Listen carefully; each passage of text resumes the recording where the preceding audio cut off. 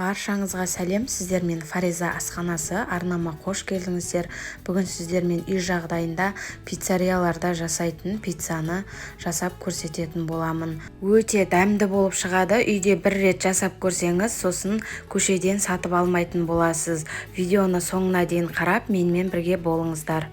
Бісміллах деп ең алдымен қамырын жасап аламыз. Қамыр үшін жылы суға тұз, қант, дрожжи салып, тұз бен қант ерігенше жақсылап араластырамыз.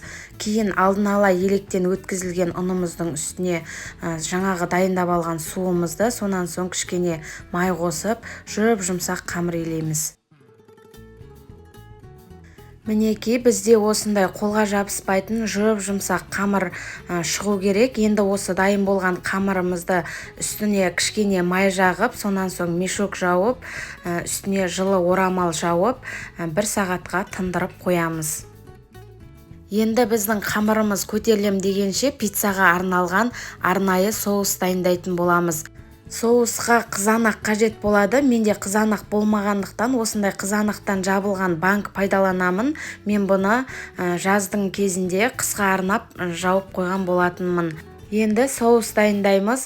Қызып тұрған майдың үстіне үткіштен өткізілген чеснокты салып, жай отта қызарғанша қуырамыз. Чеснок тез қызарады, сондықтан да қарап тұрып, мұқият қуырыңыздар. Сонан соң сарғайғаннан кейін үстіне арнайы пиццаның соусына арналған орегано деген приправаны салып, оны да 2-3 минуттың көлемінде қуырамыз. Мұнда менде май көбейіп кеткен, кішкене аздау қоссаңыздар болады.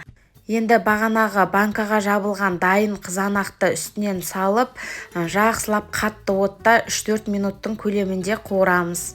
Мен мұнда 3 пиццаға арналған соус дайындап жатырмын. Құрамын астына описание бөліміне жазып қалдыратын боламын.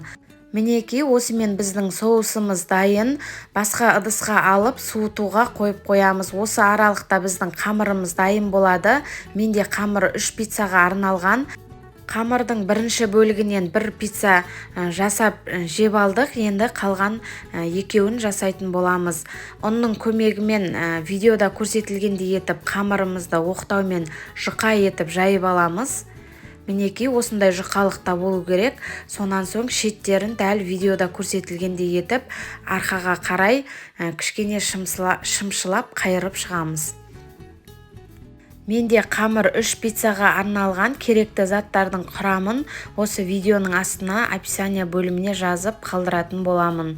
Достар, егерде осы видеоның астындағы қоңырауша белгісін басып қоятын болсаңыз, менің жаңадан салған видеоларымды бірінші болып көріп отыратын боласыздар. Мінекей, қамырымыздың барлық жерін әп-әдемі етіп арқаға қарай қайтарып аламыз. Сонан соң пергаментіне бумаганың үстіне қойып, қамырымызды дөп-дөңгелек етіп тегістеп аламыз.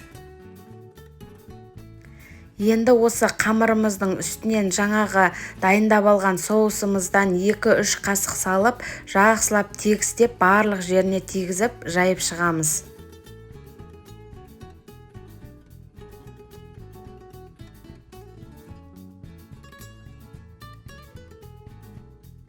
Соусымызды бір тегіс етіп жағып алдық. Енді осы соустың үстінен үткіштен өткізілген жақсы еритін сырымызды тегіс етіп жайып шығамыз.